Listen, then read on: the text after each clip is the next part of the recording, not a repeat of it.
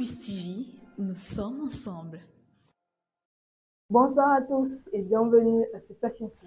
Cameroun politique, les militants du MRC offrent le fauteuil de leader au professeur Maurice Kamto.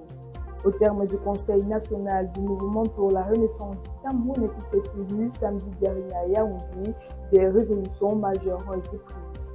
Les militants du MRC se disent favorables au retour du professeur.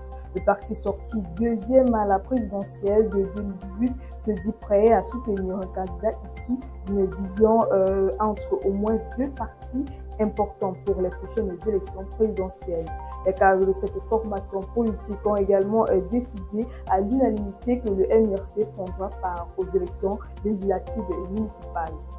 Communiqué de presse suite à l'attaque terroriste perpétrée par les éléments de Boko Haram dans la nuit du 6 au 7 septembre 2025, les villages ont été lourdement touchés.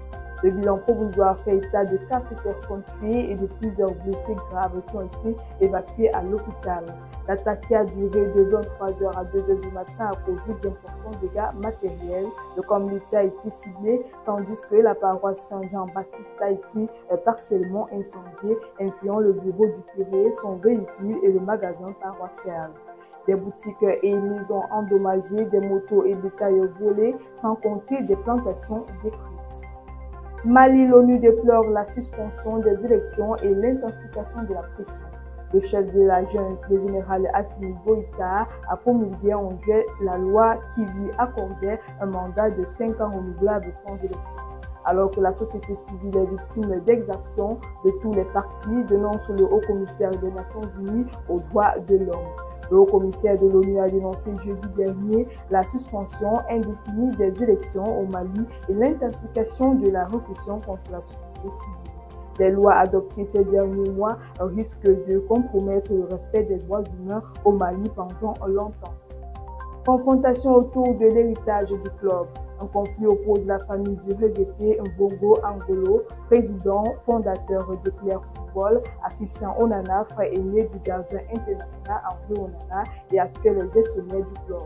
Dans une sommation officielle, les veuves et enfants du défunt exigent que ce dernier cesse toute activité menée au nom du club. Il accuse d'avoir écarté délibérément les ayants droit de la gestion de l'équipe sans concertation ni reconnaissance de leur rôle dans l'héritage sportif laissé par leur père. L'affaire désormais portée devant les juridictions compétentes a également été soumise à la FECAFOOT qui devra se prononcer sur la légitimité des partis. Et c'est tout pour ce point d'actualité, mesdames et messieurs. Merci de nous avoir suivis et restez connectés sur les antennes de Campus.